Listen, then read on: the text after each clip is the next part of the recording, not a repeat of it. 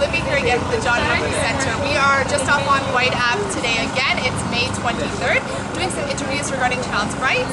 This is Devin and Ashton. We're just going to ask them a couple of questions with hopefully a lot of youth insight. So ladies, what do you think about children's rights in Alberta or Edmonton? Or do you have any real understanding of how they're carried out, or if they're really acknowledged, do you think?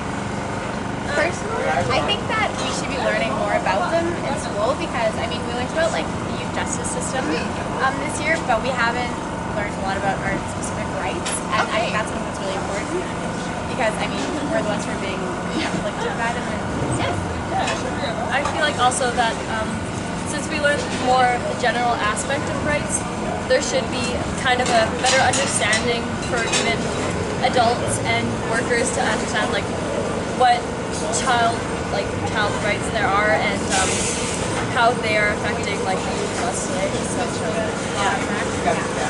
So another issue that we're facing with human rights is that not a lot of people, like you mentioned, that maybe you're not learning enough about them in school, you think not a lot of people know what they are, how to define them, and if they don't know how to define them, then they don't really know how they work as well, right? Or how they impact children. So what do you think is the best way to introduce people to this concept of human rights and rights of children? I honestly believe that like to introduce the rights of children to everyone in like out there, I think children should actually be represented in it and saying like what they need to do to have a successful life and how to live a better life, and so they can see how they're being affected and how there is some problems with it.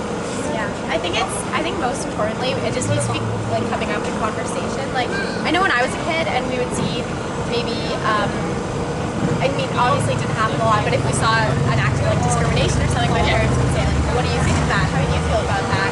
And so just bringing it up with kids and asking them, like, and just trying to like establish some values in them. I think that's really important. Sure. So a lot of personal commitment even.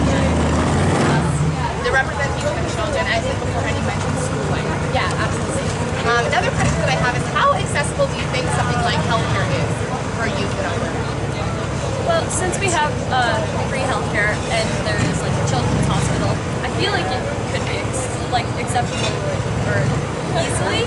But then again, I don't really know because I haven't come to it. Yeah, I think a lot of it has to do with I mean, obviously healthcare is free in Alberta, but I think a lot of it has to do with what benefits their parents are getting from work and how because I know like both my parents work for the government, and so we always got like the dental care and like healthcare and everything. But it always crossed my mind like, what if I couldn't have my wisdom teeth removed this year? Like, how would that like be and like or impact me? So yeah. Fantastic. Another thing that I wanted to ask is, how accessible do you think that legal is for youth and children? So let's say, for example, a youth has been implicated in the criminal justice system, myself, a bylaw infringement, something like that. How accessible is legal aid for them? Well, since they don't have enough money, right? So kids can't exactly like hire people to defend them and have like legal aid in certain situations because they have guardians to help them. But what if their guardians are the ones that aren't like keeping their life good and like keeping them Acting in their best interest? Exactly. Yeah.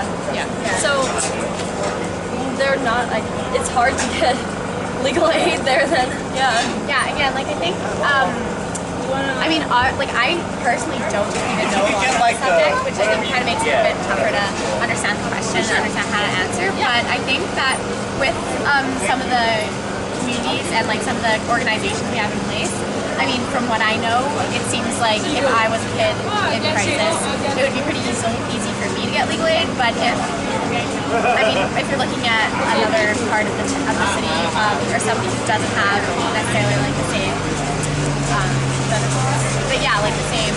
Okay. Yeah, it'd be a lot harder. But again, like I'm not. Yeah. Last thing that I want to ask is, what about education? Well, I mean, everyone has to go to school, right? So I think we're well, we're getting the basic education there, but I mean, I think in schools we should be learning more about values and like human rights and like having more conversations about like what we personally think of it instead of just like learning about the laws in place. Yeah. And I think it should be, I think schools should be more open to hearing everyone's opinions and like just having discussions about it. Yeah.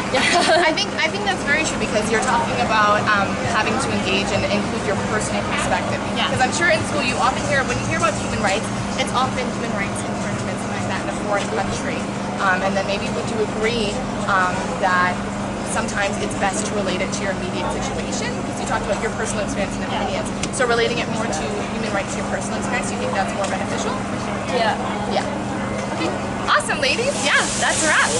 Thank you. Yeah, thanks so much. It's nice meeting and you. have Nice fun meeting you. today.